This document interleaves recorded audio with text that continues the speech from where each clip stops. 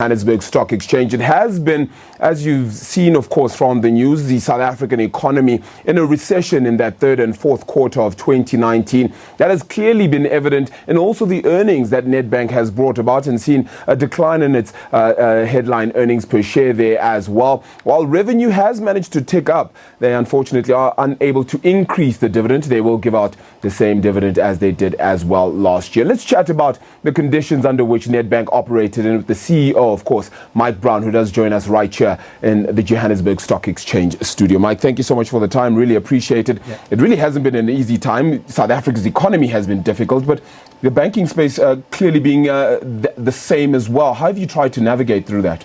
Yeah, it's certainly been tough out there. Actually, when we wrote what we published this morning, we said that South Africa was operating in recessionary-like conditions, because we hadn't actually seen the numbers. Yeah. So, from a banking point of view, what does that mean? If we look at our wholesale customers, yeah, it means their profits are under pressure. Generally, our wholesale clients much more focused on costs, capital conservation, than growing their businesses. And on the retail side, disposable income is under pressure. So that translates in our business into lower transactional volumes and higher bad debts. And notwithstanding the fact that we actually had some pretty decent growth in advances, they were up 7%, deposits were up 9%, assets under management were up 11%, we were disappointed that earnings fell 7%. And I think with the benefit of hindsight, it's always kind of very hard to say, what do you think earnings should have been in that environment? Yeah. But I think flat would have been a very good outcome. So that roughly gives you the delta between what we thought would have been a good outcome and where we ended up. Yeah, knowing that the scenario might not necessarily change. Of course, we've got the coronavirus globally, which will impact growth figures around the world, certainly may impact locally. That does mean that growth figures are bound to struggle as well. Knowing that environment is bound to continue, how do yourselves as Nedbank then navigate this financial year moving forward? Yeah, so look, banks by their nature are cyclical animals, and they are cyclical with the economy. So we can't fight the cycle, but certainly what we can do is try and trim the edges off the cycle. So we've had a very big focus on cost control, things that we can control. Yep. So 2019 costs were only up 1.7%. Yeah. Things like bonuses across the organization were down 25%. Sure. And executive increases from a salary point of view in 2020 are all set at zero. Yeah. So we're certainly sending a very strong cost message into our organization. And then I think what goes alongside that is a very big focus on the collections environment in our business to ensure that after the big increase that we saw in bad debts, and they're now only at the middle of our target range. Sure. So they're kind of around about where we expect them to be. They just got there faster. A really big focus to make sure that we don't see a similar increase in 2020. Yeah. Cutting down on the costs, though, doesn't necessarily mean cutting down on employees, right? Because that'll be another question. We've seen a slew of companies look at things like job cuts. Not the same for you? Yeah, so we have reduced headcount during 2019, wherever possible through natural attrition. Sure. So Nedbank employs about 30,000 people, and our headcount reduced by about 1,800 people during 2019, largely through natural attrition. We ended up with 158 retrenchments, though, unfortunately. Yeah. Plan for this year in terms of those? We don't plan for any retrenchments. Yeah. We plan to continue to manage our headcount in line with natural attrition. Yeah. All right. Let's talk about, in terms of bad debts, those continue to, as you said, this year, 2019, those racked up quite extensively because of a bad economy. How does that sort of sit within your portfolio as well now? Is it too much? Is it at a point where you're looking to try and find other ways to perhaps mitigate it? No, we in 2018, our credit loss ratio, which is how much for every 100 Rand that you lend out are you losing in bad debts, our credit loss ratio was 0.52%. Sure. Okay, that increased to 0.82, and we expect over time that should sit somewhere between 0.6 and 1%. So at around about 0.8, it's pretty much in the middle of that range.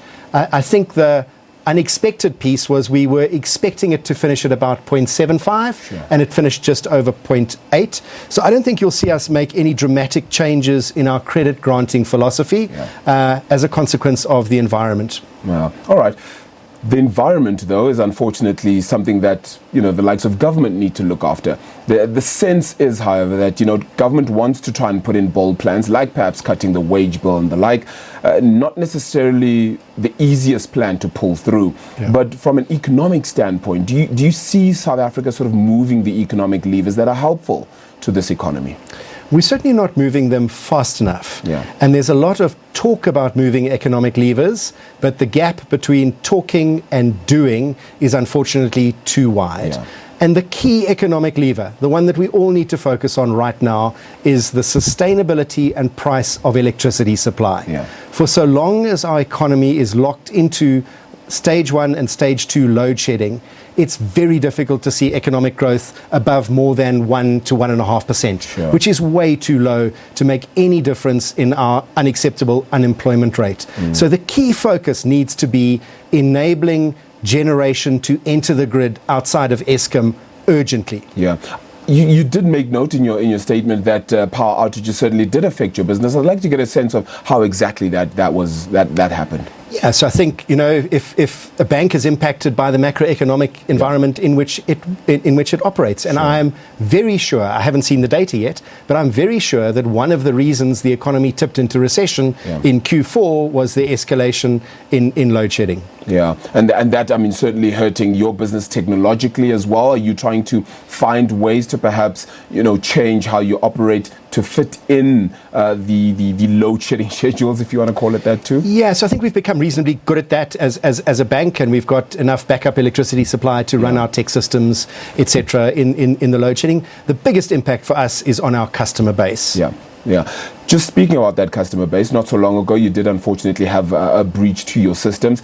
Just an update perhaps with that for consumers and who may be perhaps worried about it. Yeah, so I think just to be very clear, there was no breach to Nedbank systems at all. Okay. This was a third party who had some Nedbank data on their systems. Okay. So there's been no breach to Nedbank systems or Nedbank bank accounts whatsoever. Yeah. We've now just completed our investigation and to say that there was actually a breach, so we see that they were hacked. But I think the good news for Nedbank customers is there's no evidence that any of that data has been used in any way for any form of fraudulent activity. So they just need to remain, our customers need to remain wary, and we'll continue to monitor that as well. So we don't know exactly how they got the Nedbank data per se onto their system. No, Nedbank sent it to them in an encrypted format, and they are obliged to keep it in an encrypted format on their system, which it appears that they didn't do, which meant that data was sitting there unencrypted. Okay. So hopefully no worries on that front. Mike, thank you so much for the time. Really appreciate it. All the best with this year as well. And hopefully we can get to chat about it as well a little bit more later on in the year. All the best. Thank you. All right. Thank you so much. Well, Mike Brown there, the CEO of Nedbank, indeed detailing, of course, not too much to worry about with regards to what supposed breach, as many had indeed called it across media then as well. Yes,